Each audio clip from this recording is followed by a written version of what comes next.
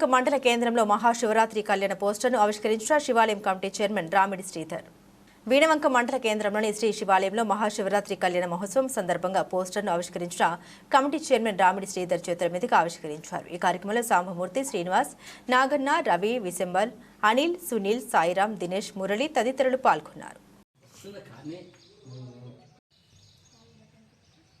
వీణవంక మండల కేంద్రంలో గల అతి పురాతనమైన శ్రీ శివాలయం, దాదాపు 1000 సంవత్సరాల చరిత్ర కలిగిన శ్రీ శివాలయం వీణవంకలో మహాశివరాత్రి పర్వదినం పురస్కరించుకుని 26, 27 తేదీల్లో జరిగే కార్యక్రమాల గురించి గోడ పత్రిక మరియు ఆహ్వాన పత్రికను ఈరోజు రిలీజ్ చేయడం జరిగిందండి.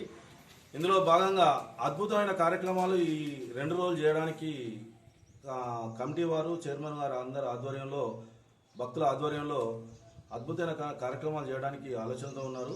కాబట్టి ఇట్టి కార్యక్రమాల్లో పాల్గొని భక్తులందరూ స్వామివారిని సేవించి తరించి పునీతులు కాగలరని కోరుచున్నాము.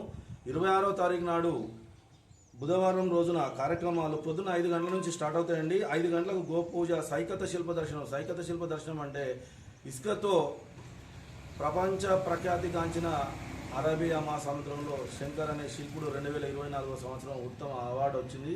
అటువంటి శిల్పి వచ్చి సైకత శిల్పాన్ని చేస్తుండని మన వీణవంక శివాలయంలో దాని దర్శనంతో పాటుగా 12 జ్యోతిర్లింగ దర్శనము, 9 గంటలకు సామూహిక మహారుద్రాభిషేకం, దాదాపు 400 జంటలు 500 జంటలతో ప్రతి సంవత్సరం నిర్వహించుకుంటున్న మహాశివరాత్రి పర్వదినం రోజున సామూహిక మహారుద్రాభిషేకము దాదాపు ఒక 3 గంటలు మన బ్రహ్మశ్రీ, మన గురువర్యులు గూడా జగదీశ్వర శర్మ గారి ఆధ్వర్యంలో నిర్వహించుకోవడం జరుగుతుంది.